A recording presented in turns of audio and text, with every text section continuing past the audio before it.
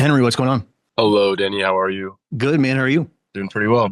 I had a question Oh, hey, on I'm not a doctor, not medical advice for entertainment purposes only. And I dropped out of community college, and I know some stuff, but I don't know a lot. Go for it.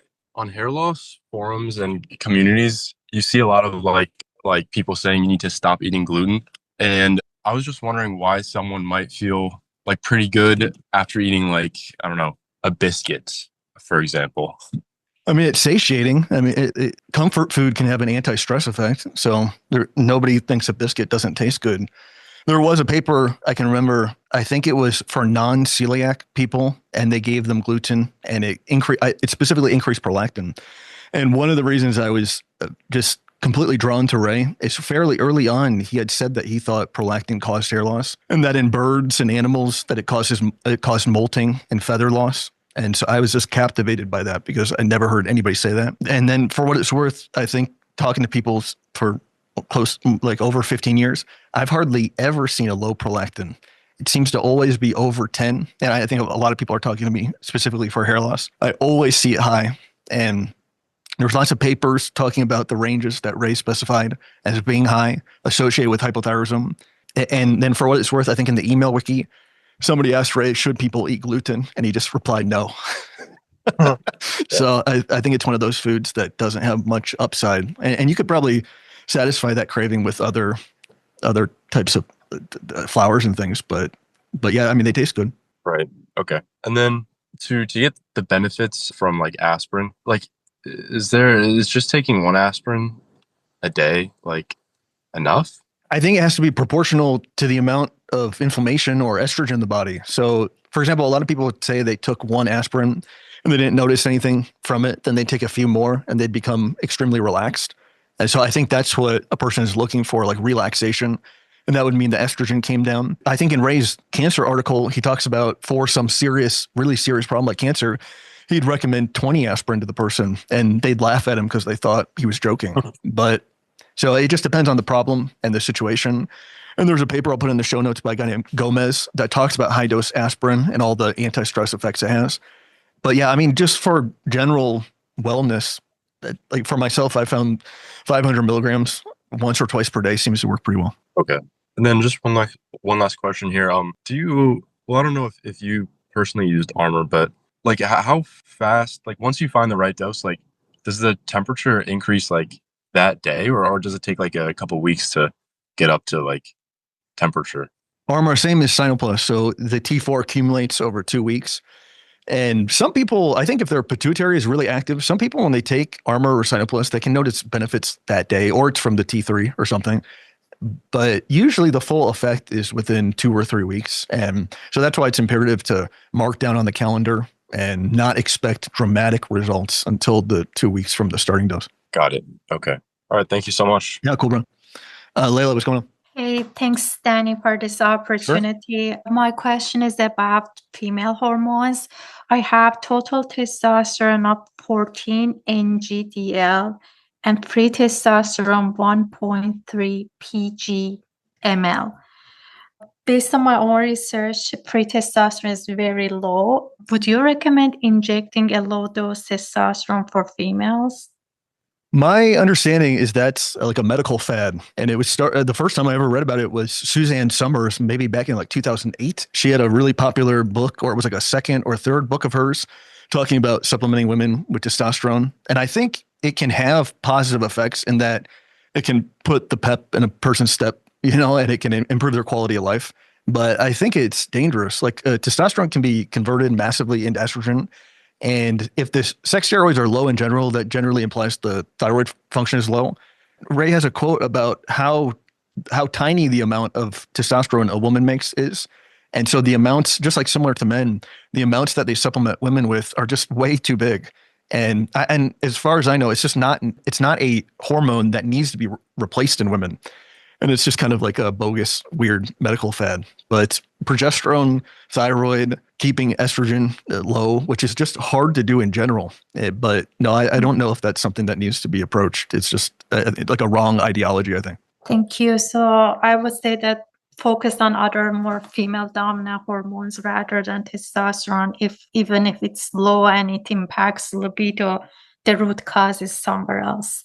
Yeah, I think it's improving libido by converting into estrogen. And estrogen in men and women can cause like a insatiable interest in sex. And so it sounds kind of weird, but it's like approaching libido in a bad way. So again, I think a thyroid and progesterone, those are like the physiological regulators of libido. And so, but yeah, if you just like women with PCOS can become hypersexual.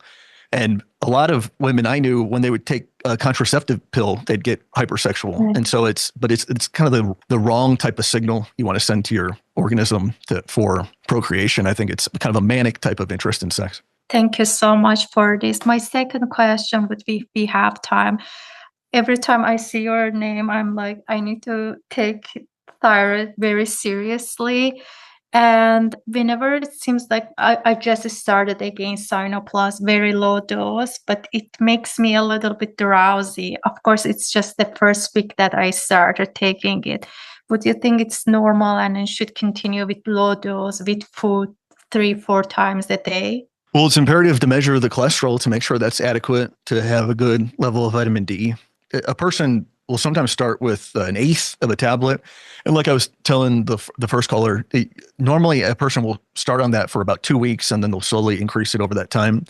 And the 2 weeks, the temperature and pulse should be rising, and hopefully there should be some alleviation of symptoms.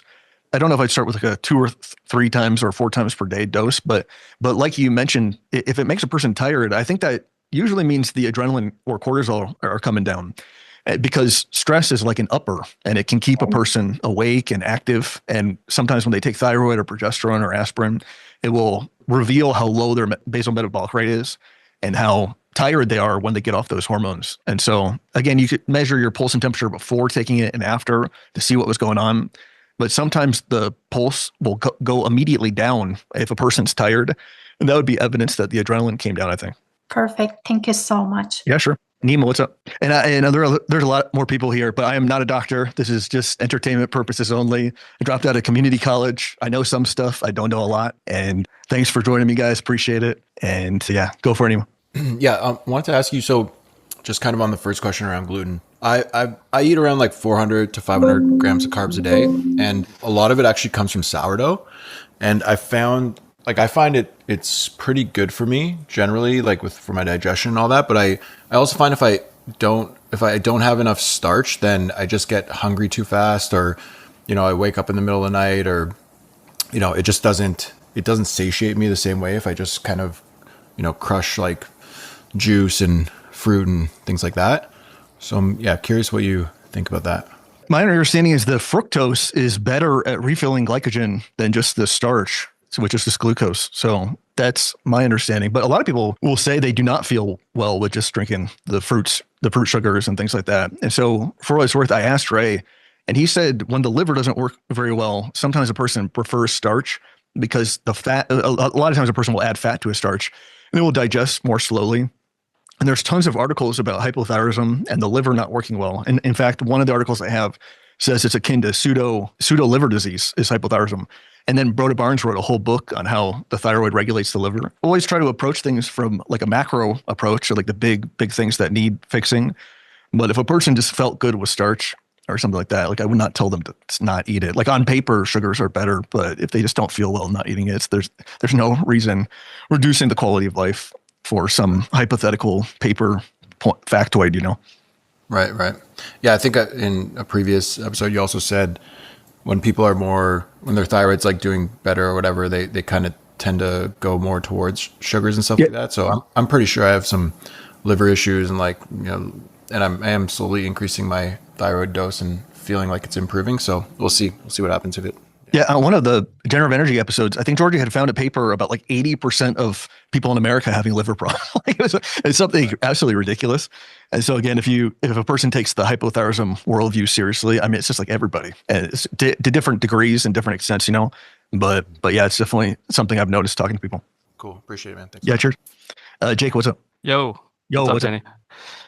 2 quick questions. First one, occasionally I'll track my food in Chronometer, and there'll be times where even though I have like 2 quarts of milk, the phosphate gets up to like 100 or 200 milligrams over occasionally. Do you think that's an issue, like long term, or?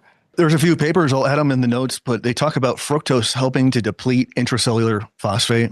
And so if you were having some carbohydrate in the form of sugars, it might Oh just yeah, help, and it might plenty of Coke. even out the ratio. Yeah. Okay. And then the other one, kind of a more, I think, complicated question, but hopefully, if a person like feels good from eating liver, like in the short term, like say you have it for dinner and then you feel like a pretty good sustained boost of energy, you know, mental clarity, you feel, I guess, better, like noticeably. But then in the coming days after, it kind of fades away rather quickly, like it's not sustained. Do you think that that's, how would you investigate that, I guess? I've definitely had experiences like that. Are there like obvious signs of nutritional deficiencies that go away and then come back? I would say it's hard to tell, but my immediate one would be to think that it's vitamin A, right? Yeah, I mean, it's very possible.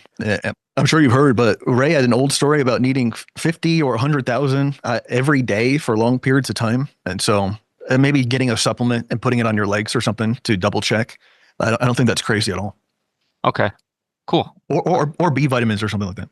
Right. Yeah, that's what I thought of too. All right. Thank you. Yeah, sure. Luna, what's up? And guys, I mentioned it earlier, but I don't think anybody was really here, but I'm going to have to make this pretty quick. So we'll try to get through as many questions as possible. Luna, what's going on? Hi, thank you so much for doing this. Of course. You always say that right before I ask my long Yeah, question. that was on purpose. I noticed that, Dan. I said it in the start. I just wanted to repeat it because there was like five people here when it started. I don't take offense. I'm working on it. So I had a really interesting experience. First of all, last time, I think you were right about the adrenaline, and it's like, it helped me so much anyway, to just like the dry mouth. And I don't think I was getting enough carbs to kind of like refill my glycogen, taking the T3. So I feel a million times different since doing that. Awesome. My question is this. I have this Biomat, which is like I don't know if you know what it is. It's a far infrared mat. You like lay on it, and it's really amazing. But I learned about the heat shock proteins from one of your generative energies, and I never really understood it. And last night I went surfing, and then I just had a long day at work, and I went on the mat at night, and I fell asleep when it was on the lowest setting.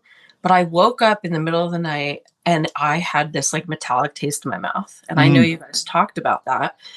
And then Ray said, if you drink orange juice, I just downed orange juice because it was like horribly disgusting, you know, and I've never had that before. And I drank the orange juice and it went away. But I just wanted to ask about that because I don't really, I guess, understand them that much. And I heard you talk about that you ruin your body for life. So I woke up like a little freaked out. The metallic taste, I thought that was like the oxidation of the ketones or something. I can't recall all the details, but yeah, I've definitely experienced that when not eating enough carbohydrate for long periods of time. The heat shock proteins, I have not revisited that for a long time, but my understanding from memory was that occurs under severe stress, and it changes like cell methylation. And the reason why I was happy that Ray talked about it was that a lot of people were promoting that you wanted that to happen. And so, for example, that was maybe some people's rationale for like sitting in saunas for a long period of time. Like you activate your heat shock proteins. And like, I don't think you want to do that. So yeah, this is like a sauna. Like that's what it is. It's a biomat. It's like a mat that's a far infrared sauna. Yeah. I guess keeping the blood sugar up while doing that, there's a possibility it cannot be harmful, you know, but this is just another one of those things that's bizarro world. Like Ray has a completely different stance because he has a foundation, whereas in the health world, like there's an alarming amount of people that have zero foundation. And so therefore it's just a buffet of random ideas that don't fit together in any meaningful way. Okay. That makes sense. And then thank you for that. And I just have one other quick question. And I feel fine today. Like I drank the orange juice and the taste went away, and I was like, okay, I hope I just like interrupted it, you know, but I fell asleep for like 2.5 hours on it, which normally I only stay on for like a half an hour, you know? So anyway, my other question is about connective tissue. And I just wanted to check with you because I feel like that's one thing that's really getting better taking the T3. And I think that Ray had said it had something to do with DHEA, and I'm hypermobile. Like I was a gymnast and very hypermobile, but normally I have a lot of structure and strength. And when I went through this stress this past year and a half, I like started to become very like lax in my connective tissue. And I think he says like it was estrogen and DHEA stabilized it. Is that true? That definitely rings a bell. I was talking to a girl with, I can't remember, Danlos syndrome or something, where she was also Ehlers-Danlos syndrome. Yeah, and all her labs indicated sky high estrogen, and I think that's when I went back and thought and tried to find if there was some association between the two. And then also that reminds me of somebody I talked to with hiatal hernia, and then I told him I didn't know anything about it, and he wrote to Ray, and Ray recommended DHEA to him for the structure of of something, some muscle or something. I've only had a few experiences with that, but I mean, what you just said is my general understanding of it. Yeah. I mean, just so you know, like that's one of the things that I've noticed because my neck, I had like cervical, I could feel like instability just in my body, which I've never had before. So it just like I was taking DHA for a little while, but I think with a thyroid, it's actually seems like it's getting better. So yeah, a person might need to get their thyroid function up to tolerate DHEA. Papers used to say that it eroded at 25. I bet it's so much younger these days. And so anybody over 30 or so probably benefits from a few milligrams of DHEA. You're saying DHEA. Okay. Yeah. And for the person about the vitamin A, I had to take like 100 milligrams for months. And I feel like, you know, finally, like I can take less and everything, but I was so depleted. Like it was insane, you know? I typically don't think a person needs to take a vitamin for a long period of time to become replete in it, but vitamin A you kind of do. And so it's not like the fastest thing on the planet. And sometimes you need to take it for weeks or so to get replete in it. Yeah, there's Chris Masterjohn did an episode on that with like how much you'd have to take to tox your liver, and it's like hundreds of thousands of milligrams for years. Yeah. So there's one on Amazon. I think I told you this before in one of our sessions that it's called Why Not Natural. And I called the company, and it does have MCT oil, but it doesn't have anything else in it. And I tolerate it really well for anyone that nice. needs it. Yeah. So, thank you.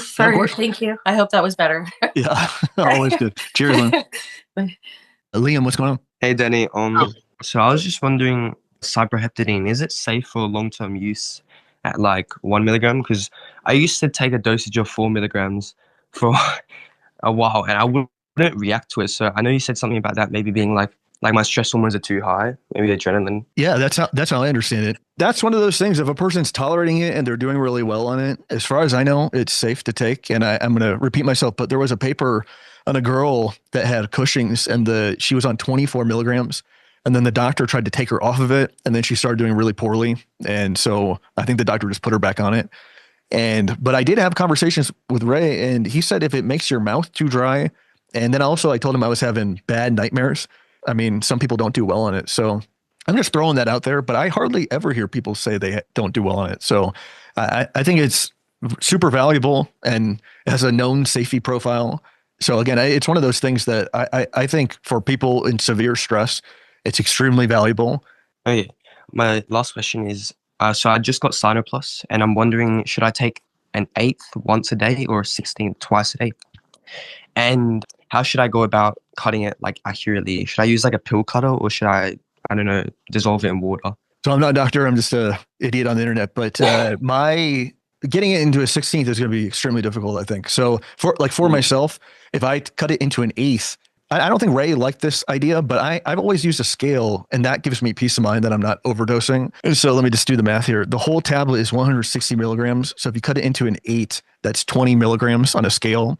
I don't know how you'd get that eyeballing it. It's just like because Cynoplus explodes when you cut it. And so it's not conducive to really fine cuts. You can get a cheap jewelry scale on Amazon for like probably $20, and getting 20 milligrams is not going to be impossible on that scale. You could split it up into 10 and do it 2 times per day. And you've checked your cholesterol and vitamin D and things? I haven't checked my cholesterol, but do you recommend getting a blood test for that? I think that's important because I've talked to many, many, many people that started taking thyroid hormone and their cholesterol was too low. And so thyroid is going to lower the cholesterol further. And if your cholesterol is already low to begin with, that is a really dangerous situation. And it can cause bad depression, really bad stress. And it's just something I've seen so often that I try to talk about it as much as possible. Okay. Thank you, Danny. Yeah, cheers. Sonia, what's up? Daddy, can you Hey. hear me? Yeah, what's going on? Sorry, I'm driving. No worries. Okay, help a lady out.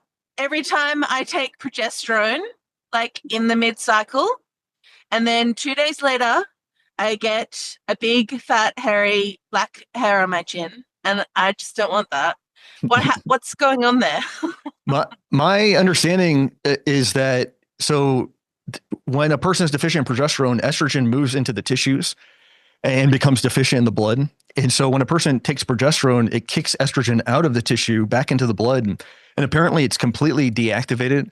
But if the estrogen passes through an inflamed tissue, it can activate an enzyme called beta glucuronidase and like reactivate the estrogen.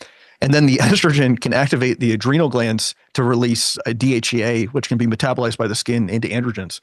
And so that I think that's what's happening. And so maybe taking possibly more progesterone or taking aspirin with the progesterone or sorting out the thyroid function, that would stop. But yeah, it's like an androgenic effect from the estrogen, ironically. Yeah. Yeah. Yeah. Okay. And Danny, just to confirm, you said you take 500 milligrams of aspirin, one to two times a day, like up to a gram per day, every day. Yeah, but I've talked to lots of people that take more than that. It kind of just depends on the effect, but that's the amount that I've tried many different amounts over the years, but that for just general wellness, I think that's fine. Yeah, sweet. Cool, thanks. Yeah, sure. Paul, what's up? Hey, Danny, how are you? Yep. Good. How are you? I'm good, thank you. I had two quick questions. The first one is about eczema and psoriasis. In the last 2 years, it seems like I've developed this pretty bad eczema on my right hand. And despite my nutrition being generally okay, eating liver and oyster, once a week and drinking as much milk as I can, it just seems like everything I kind of throw at it, it just doesn't really seem to fix it. I'll put on mineral oil, which is obviously, not really recommended long term, but it seems to, make my skin better. But I don't know, it's like a problem I feel like I've had for 2 years. And I wonder if, besides topical steroids, which would generally be recommended by like a doctor, what you would investigate. Have you had basic labs done for your vitamin D and your thyroid function? No, I haven't. I guess that would be the first thing. Well, vitamin D deficiency can cause that. So it'd probably be important just to knock that off the list. But stop me if you've heard this before, but a lot of times I think that's the gut. Do you lean towards diarrhea or constipation or in between? Not at all, actually, no. Maybe it's just like my intuition, but it's almost as if like despite the fact that I have liver and oysters and drink orange juice and milk, it just kind of seems like maybe there's something in my gut that's sort of kind of like blocking something. I'm not sure if this is the right vocabulary, but no worries. Have you tried the well-cooked white button mushrooms with oil and vinegar? Yes, I usually try to have carrot salad or white button mushrooms every other day, and even then it's still a consistent problem. Is it worse in any time of the day? Not particularly, no. I think, my intuition would say that it is some kind of like bacterial infection, because in the last 2 years, I have increased my carb consumption and whatnot.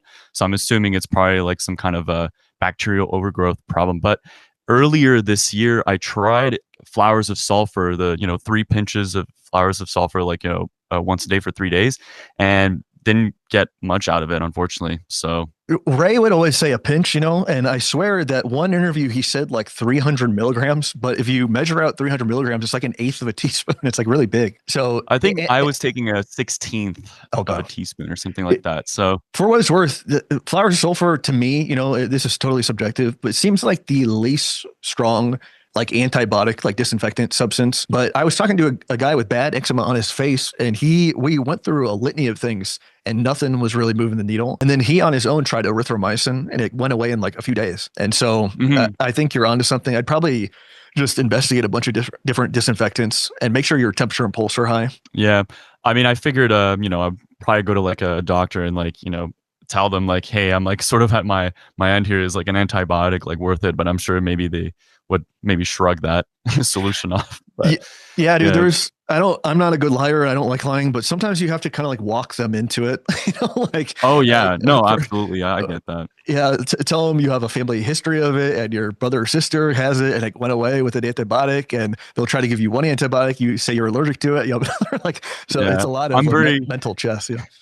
I'm very lucky because I have, my uncle is a pharmacist, so I can usually use I can usually use the truth that is that my uncle is a pharmacist and he's told me that XYZ. Yeah, But exactly. yeah, Yeah. my second question, hopefully quicker than my first one, is same thing. In the last 2 years, it seems like, after going out, like not drinking too much or whatever, like not at all, but just after a night of going out and let's say I decide to take a taxi or take any kind of car back home, it feels like I've had this motion sickness kind of develop in the last 2 years. And it kind of happens at random, but more often than not, I find myself not wanting to take a car to go anywhere because I just feel like it's going to trigger some kind of motion sickness. And then it's just like, oh, I need to get out, and because I'm like starting to sweat or whatnot. Do you think that's probably some kind of like, probably related to some kind of gut issue, but maybe could also be, high serotonin and maybe high estrogen as well? Yeah, yeah, your two issues might be linked to each other, because I think Ray said the basic problem with, I think it was eczema. He was saying that the serotonin was causing weird growth patterns in the skin. And then again, I don't know tons about this, but there is a quote, maybe multiple, of Ray talking about motion sickness and saying it was some discordance between the intestine and the outside world or something. I can't remember all the details, but yeah, dude, that would make sense to me. Like if you took an anti-serotonin drug or some antibiotic and it went away, I mean, that would be proof positive that that's what's going on. Yeah, I do have some Cyproheptadine with me that I'll take like sort of once in a while because, obviously like the next day, like despite the fact that I had an office job and I could, sort of get away with being a bit more like drowsy than usual. But, it's like the kind of thing I don't want to take too often because like you said, it like sort of turns you into a zombie. I just But imagine you being yeah. drowsy in a cubicle or something. Yeah. No, I think maybe antibiotics might be something to look into for my situation. There's a drug that gets almost no attention. It's called Ondansetron. And it's another thing Ray mentioned a long time ago. I've never heard anybody talk about it. But and also teneptipine or something. But I don't think those have the drowsiness effects. And they're old. They have a known safety profile. But Cyproheptadine is the most popular one. But yeah, that drowsiness is a deal breaker for a lot of people. But isn't Ondansetron, or however you said it, isn't that something that Georgie, I believe, has on Idea Labs, or am I making that up? I don't think he has that one. He has Lizuride, Metergoline, and maybe one more I'm forgetting. Ondansetron, I think, is more of like a pharma drug or something. I think they go after a person if they start selling it. I think. Yeah. All right. Perfect. Well, thanks so much, Danny. Yeah, sure. Cheers. Abhi, what's going on? Hey, Danny. Yo, How are you? good. Thank you for your time. Of course. And last time I talked about like my allergy to milk after taking antibiotics, and you told me I would have you taken K2, and thanks for that. Now, and also about thyroid situation, about the white turn. So this time I take a high dose of K2 around like 30 to 40 milligram, and try doxycycline again. And first 3 days I took it and it was good. I can tolerate milk now. There is no problem with milk digestion now. But one thing is weird after 3 days, and also I was taking microdoses of T3, 1 to 2 micrograms, twice or thrice a day. And thanks for suggesting thyroid. So first time in my like history, I had like this kind of condition, like restless legs, and also I guess Ray also talked about it. But surprisingly, I never noticed it, but it went away. I don't know if it is about T3 or K2 did that, but I think it went away. And after 3 days of taking doxycycline, I thought maybe that is enough, and I stopped it. And around second or third day, I was having like kind of bitter taste in my tongue. So I was having carrot salad twice a day. And after the third day, today is the like fifth day, and the white tongue returned again, and I have like this sour tongue. I don't know if it's about like lactic acid buildup, or like you said previously, the microbiome will be shifting towards ecology or something like changes in the microbiome. So I just wanted to know that should I take longer dose of doxycycline through like 1 week or 2 weeks, or this is enough, or there is something that is not noticing? Yeah, I've definitely had that experience of an antibiotic alleviating symptoms and then stopping it prematurely and them coming back really quickly. But again, I think we talked about this last helpline, but Ray did mention that a person should take the full course of the antibiotics. And so that kind of had a normal allopath view. And I think we asked him why. And he said there could be spores left over if a person stops too soon. Yeah, if you're having immediate bad effects from it, I'd probably just investigate a longer course. And what is the full course like in days term? According to Ray, it was 2 or 3 weeks was a normal time to take antibiotics. Okay, and those will be like 100 milligrams, right? Of minocycline? I'm taking doxycycline. Oh, doxy. That 52 times per day, that seems pretty reasonable to me. I think that's pretty conservative. That's how much I've taken when I've used it. A 25 2 times per day or 52 times per day. Okay, and just again, you talked about like you never take medicine in capsule form. So should I just chew the powder of doxycycline like 100, throw away the capsule and just chew down the doxycycline like that? Yeah, like so how I would do it is be weird to explain, but I would put some olive oil in my mouth because the biggest problem with antibiotics is if you swallow them, they get caught in the back of the throat and then they linger for like hours. And so I would put a little bit of olive oil to like coat my mouth and then put the disgusting antibiotic powder in and kind of swish it around. And then I down it with some Coke or something. And it seems like that would prevent the antibiotic from lingering for hours. And so, but that's not some rule or something. That's just how I found to take them. And it seemed to work okay. Okay, thanks. And just one quick question. Anytime I have work to do at late night or not by choice, I develop dandruff over a next period or over that week. And I tried it multiple times. Whenever I sleep late or have to work at night, I develop dandruff. And Ray also, and you from your Twitter, so I saw that vitamin E could help. By taking orally or on the other part of my body, if I take vitamin A on other part of the body, it doesn't help. But if I put some around 10,000 or 20,000 drops of I use of vitamin E, coconut oil and apply it on scalp, then next day the dandruff went away. So I don't know if it's stress situation of night or the vitamin A deficiency. Yeah, Ray talked about it a few times, but the bowel slows down in the evening. So if there's anything inflammatory in the bowel, I think that will increase like systemic amount of inflammation. But as a kid, I used to have tons of symptoms around 7 p.m. But yeah, that resulting in inflammation of the scalp seems, I've talked to a lot of people with similar problems. Okay, thanks. Yeah, sure. Thank you for that. I can't, is Tyler? Are you next? Go for it. Hey, Danny. Yo. Kind of multitasking here. So I think I heard a little bit about you talking finishing the full cycle of antibiotics. Let's say you're not prescribed antibiotics, but I procured some and you believe you have a lingering infection. How could one do their best to understand like when to keep going versus when to say, hey, I'm good? So I'm not a doctor. I'm just an idiot on the internet. But so I had lots of questions to Ray about antibiotics because of all the things he talked about, they really helped me a ton. And it would depend on what the antibiotic was. So when I asked him questions, it seemed like he didn't think all antibiotics were safe. So he talked about penicillin VK, amoxicillin. He talked about the macrolides, which are like erythromycin, clarithromycin, azithromycin, and then the tetracycline. So tetracycline, minocycline, doxycycline. And there's different doses for each of those. But which were you thinking of? Penicillin and erythromycin. My understanding of those is they kind of have the same doses. So a person will take on a very low end, like 30 milligrams to 250, maybe 3 or 4 times per day, because the half-life is relatively short. If a person had like an H. pylori infection, sometimes they would combine those antibiotics and take them together. But you got to take vitamin K when you take antibiotics. And the one weird thing that Ray, I don't know if he told me or he told somebody else, but he let them dissolve in his mouth. And I think that's probably legitimate because if they get stuck in your throat, they burn really bad. And so, yeah. Yes, they do. Yeah. Oh, yeah. Sure.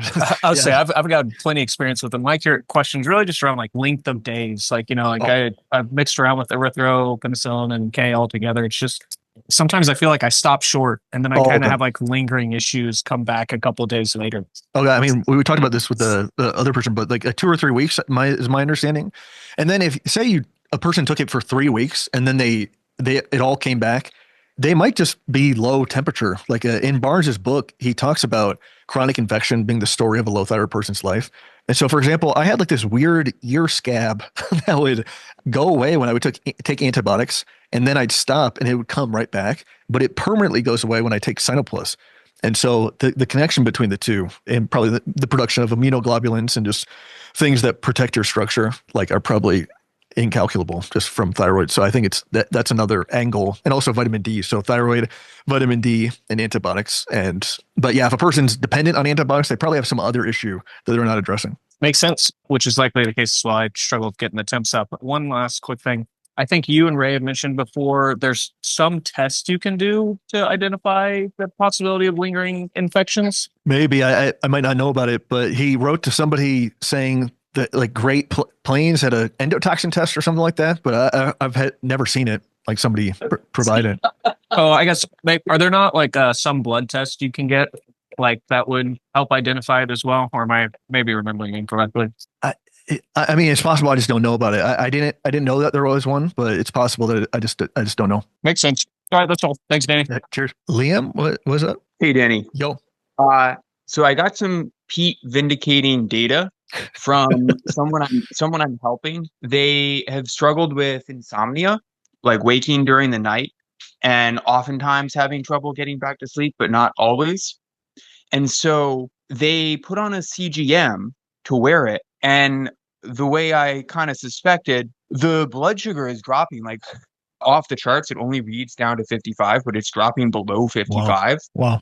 Right. And so this is coinciding with the moments of waking, of course. Yeah. So this person, like chronic insomnia their whole life, my first thought is, hey, if they're not holding on to enough blood sugar through the night, that's a liver thing. Is that the first thing, a liver and thyroid thing? Is that the first thing that you would investigate? Yeah, I'm not sure if you were here earlier, but Barnes wrote a book called Hypoglycemia, It's Not Your Mind, It's Your Liver. And the whole book is how he solved hypoglycemia with thyroid. And there's lots of papers corroborating that. Like one paper calls like hypothyroidism like pseudo liver disease. And then for what it's worth, this is one of the main reasons that I kept taking Cynoplus, because when I first started to dial in the thyroid and really think about it, when I would stop taking it, I would start waking up in the middle of the night, and eventually I just put the two and two together. Yeah, dude, I think that means your liver's having a hard time storing sugar.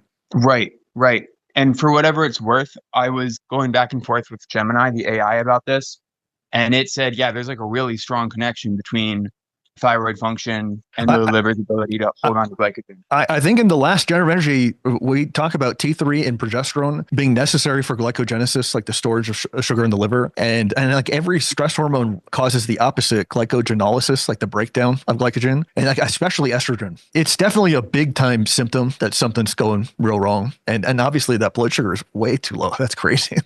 I mean, I don't get a lot of data from people in the middle of the night, but if that's happening to a lot of people, that's crazy. Yeah. Again, I just thought it would be useful to share. I think if someone's struggling with hypoglycemia or struggling with insomnia, they might want to investigate hypoglycemia. Yeah, and great. This person's eating carbs, so it's like it's not necessarily just a carb deficit problem. It's probably more. Yeah, exactly. Like, because before I really dialed into Cynoplus, there was a few times I had a cup of sugar right before bed and I still woke up. And so I don't think it can be solved for some people with maybe bad liver function. I don't think it can be solved with just food. I mean, this is why I'm the way I am, like just not totally exclusive on diet. Gemini mentioned perhaps a cornstarch slurry before bed. Good advice. Yeah. Yeah. All right. Thanks, Danny. Thanks. Yeah, cheers. Chantry, what's going on? Hi, Danny. Can you hear me? Yeah, what's going on? I had a stool test in the summer and I had parasites. This is from the doctor. I don't know why he wanted to test it, but he did. And he gave me an antibiotic called Metronidazole, which was a 10-day course of it. And oh my God, someone came at the door right now. So, like, of course, when I'm on the mic, No worries. Do you need to go? No, one of my kids got it. Oh. Okay. Yeah, hold on. Go to somebody else and then I'll come back. Sorry, guys. Oscar, what's up? Hi. Yo. Yeah, so I'm wondering what you think about DMSO as like maybe even as an alternative to antibiotics or like anti-parasitic for internal oral use. I have limited experience with it, but I took a DMSO product on my foot and it gave me a horrible rash. Like my foot has never been so irritated and inflamed in my life. And it was just like on the top of my foot. And just based on that, I could not imagine. Are we talking about eating it? Yeah, yeah, Yeah, just based on that, I could not imagine eating it. And then around that time, I think it was Emma Sarakis and the nutrition coach. She was kind of like an OG Ray Peat person. Yeah, yeah, I And, know. and she had emailed Ray, and Ray did not think DMSO was a good idea. And I think could help solve problems in the same way that increasing stress sometimes could solve a problem, by increasing nitric oxide. And so I just don't know if it's a safe way to approach some type of issue. Okay, cool. I have some antibiotics also. I was wondering about them because they have titanium oxide in them. Is that like for always in antibiotics, or would you still like take those antibiotics if they have that in them? Yeah, everybody has to make the judgment from themselves, but I don't think you're going to be able to find an antibiotic without that junk in it. And so this is probably just one of those situations where the positives might outweigh the negatives. And also you're not taking an antibiotic for the rest of your life. It's just a 2 or 3 week thing. And so, but I don't, maybe some fish antibiotics are more pure, have to investigate it, but I don't, this is just one of those things that I don't even think you can mostly find them without them. Cool. The last question would be, I have varicose veins. It's kind of like embarrassing almost because of course it is like if I don't have my pants on in the summer, so because it's like bulging veins in my right leg.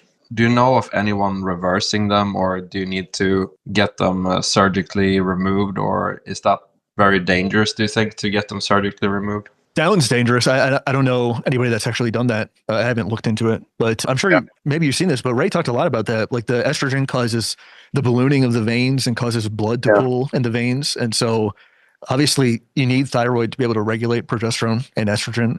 And I think on one interview, maybe it was with Patrick Timpone, Ray had said he was taking a little bit of progesterone for essentially forever. And he said his spider web veins disappeared or something similar. I think that just means the estrogen is too high, or it's been high for a long time. And, sure. But that occasionally comes up on calls, but I don't hear much because also I'm just specifically not really asking, but it's not one of those things I generally think of to ask. Yeah, it's really hard to find anyone who's reversed it. If I can speak, my mother has a varicose vein. Okay. And she reversed it with progesterone? No, at that time I did not know about you and Ray. I got to know about Ray around 2022. My mother has it since 2015. And after I found out about you, I searched about Ray and if he has talked about varicose veins. And obviously, like you said, he said progesterone may be helpful topically applying vitamin E or progesterone. But I think it's raised paper around like rosacea and something like that. There he mentioned that sometimes progesterone plus DHEA can help reversing the varicose veins and spider veins. I had spider veins, but I think my spider veins went away if I around drinking coffee and taking progesterone. And my friend also has a varicose veins developed, so I told him about Ray and said progesterone topically applying progesterone may be helpful. So I guess he applied progesterone around 2 weeks and its varicose veins gone away. But my mother took a surgery, like laser surgery, to remove the varicose veins, and in one leg, and in another leg there is mild buildup of varicose veins. So cyclically give her topical progesterone and DHA. So from what I understand, there is no new development around veins, but I guess the condition is not worsening still because she has a history of diabetes and thyroid also from very long time, 15 to 20 years. So I guess that is the only case where my mother has not fully recovered from varicose veins. Got it. No, thanks for sharing that. It's just something that's not on my radar. It's just I never think of it when talking to people, but I'm sure it can be improved. It doesn't sound like one of those things that's impossible to improve just in general. Yeah, it's I think spider veins is a little bit different. It's the enlarged type of varicose veins. I remember listening to Generative Energy podcast once, and Georgie mentioned that he said that everyone who's told him they had varicose veins has been like super constipated. Yeah, that's also that's the story of my life. At least the last like 10 years. You and now 90, it's much better. 90% of people. Yeah. So I'll see what I can do with thyroid as soon as I get it. I'm planning to do a T3 to start with, and then I guess I'll add T4 because you seem to advocate for that. Well, it can, if a person has been low thyroid for a long time, I think it can just help stabilize them. Like it's hard to get situated just on T3 alone. But you can start with just T3 alone, right? Because there's a paper I'll include it in the show notes by a guy named Morton, and he talks about the benefits of just taking T3. Cool. That was everything. Thank you so much, Dan. Yeah, cheers, Oscar. I'm going to butcher your name again. It's Chantry, right? Yeah, Chantry. Yeah, so I don't know if you caught what I said. I was put on Metronidazole for 10 days, 3 times a day for parasites.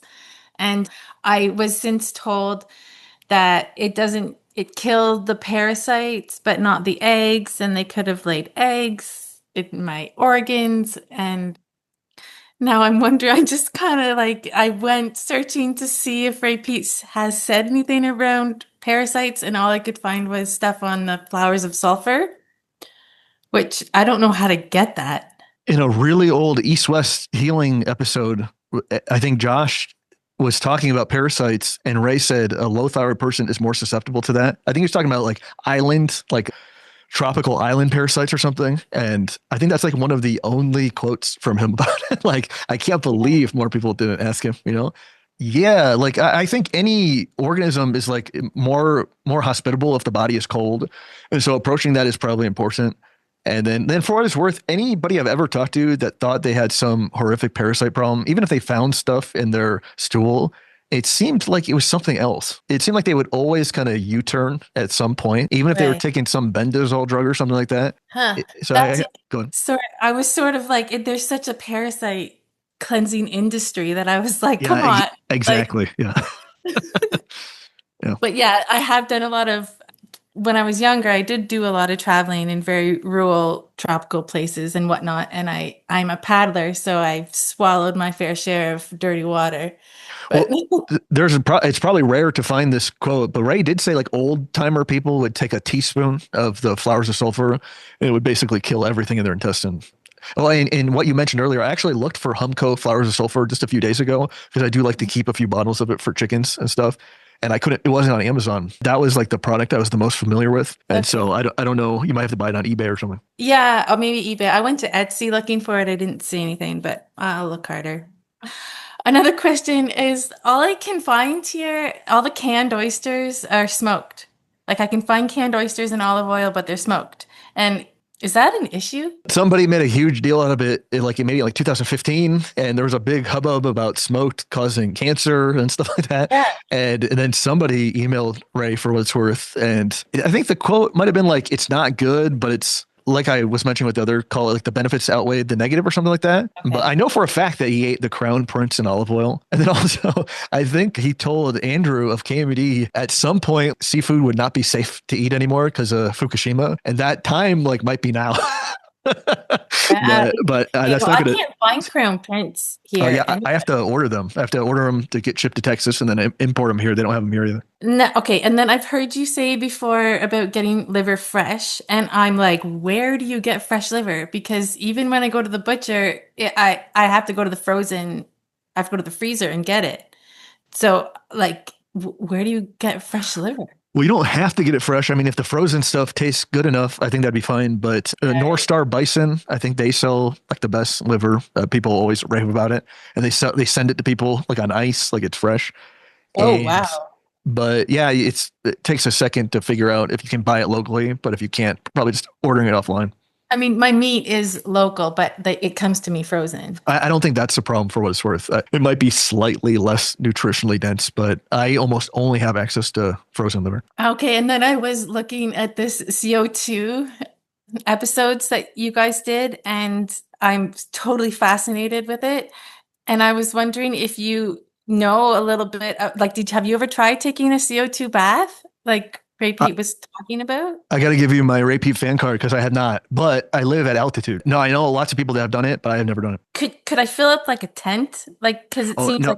I think you get a contractor bag and you get a tube and you put the tube or the regulator off the tank and you put the tube down into the contractor bag. You wrap it around your waist and maybe I don't make another hole. I put it in the hole. No, you sit in a trash bag and you put a belt around the trash bag and then you put the tube down, basically down your pants or something. And then you just fill up and sit in it. And that's how I've heard a lot of people doing it. And do you need to seal the top, like around your? I think just loosely with a belt or something. It's the gas is heavy, so it sits on the bottom. And also it will diffuse through your body. So it's not like just your legs or something will benefit. I think your whole body will. Yeah. And is there like if I don't seal that top hole with the belt, like is there a problem if air gets in there? Yeah, I don't think you want to expose your face to it or anything. No, I know that, but I'm like, if I don't tighten that the hole in it, doesn't the bag come with the hole? Like a trash bag, like you sit in the hole. Is that what we're talking about? Yeah. Yeah. So you sit in the hole, then you put a belt around it and just like wrap it around your waist, like you tighten it. Is that what you're saying? Yeah, and then but might there be a gap and oxygen could get in? Well, not if the belt is tight enough, right? So you want to make sure that that's tight. Alternatively, I think Ray talked about sitting in a bathtub with it, but because it's heavy, so just sit there and you could go in there with your clothes on. But yeah, I have not tried it. I think you probably answered this at the very beginning, but I came a little bit later, and I had my prolactin tested, and it was at 8, which I understand is pretty high. And I think, were you talking about how I would lower it at the beginning? Because that was sort of my question. That's not too high, but prolactin is very sensitive to what a person's experiencing. And so it could be way higher like an hour later. Like if a person had a low temperature, maybe high cholesterol, higher TSH, then you'd probably just guess that it was higher at different points. But I mean, I talked to people with 30, 40, 50 nanograms per whatever the measurement is, milliliter, deciliter. And so 8 is low. But again, you have to like put it in context with everything else, I think. Okay. And then do you have any opinions about whether getting wisdom teeth out is necessary or not? Because I have a 16-year-old and they want to take her wisdom teeth out, but they're not causing her any problems or anything. So I didn't see the reason why.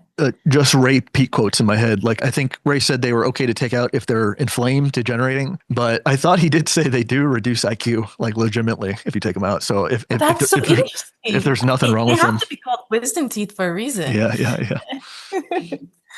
Thank you so much, Dan. Yeah, cheers. Guys, I have time for just a few more, and they'll have to be real fast because I got to eat something. Mohammed, what's going on? Hey, Danny, how are you? Yo, good, man. How are you? First of all, congrats on silver going to 94.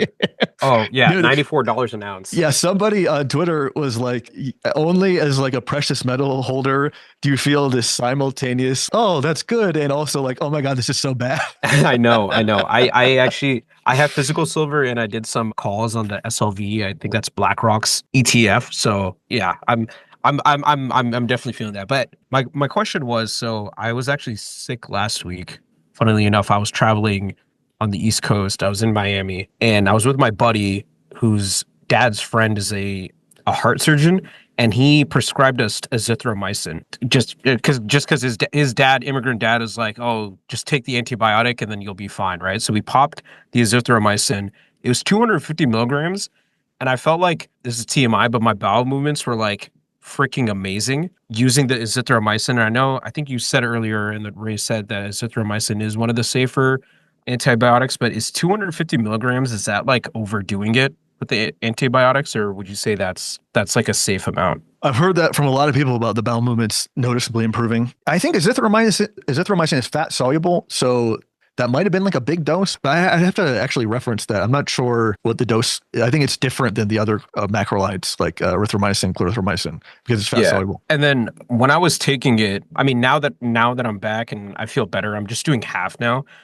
But my mom was telling me, since it's like getting rid of all the bacteria, to take some probiotics with it too, like yogurt or something like that. Do you think that's necessary, or is that just something from like, those the natural, health or science community? Like, is it necessary to take probiotics after taking antibiotics, or not really? My understanding is no, but I don't think it's dangerous to do that. My understanding is that the gut will just repopulate no matter what you do. And I think the temperature of the intestine is a big deal with what type of bacteria proliferate. And I think Ray's general argument was that there aren't really any good intestinal bacteria. For example, sometimes they'll say this bacteria is good because it increases nitric oxide, or it increases serotonin, or it increases lactic acid, And so it's like, obviously those are not good to increase. And so that's just kind of the messy nature of the health world, not understanding what these substances do. Okay, cool. Appreciate it, man. Yeah, cheers. Hey, guys, I got to go. I got to get running. I have to eat something before my next call. Guys, thank you so much. We'll do this again next week. Total pleasure as always. And thanks, guys.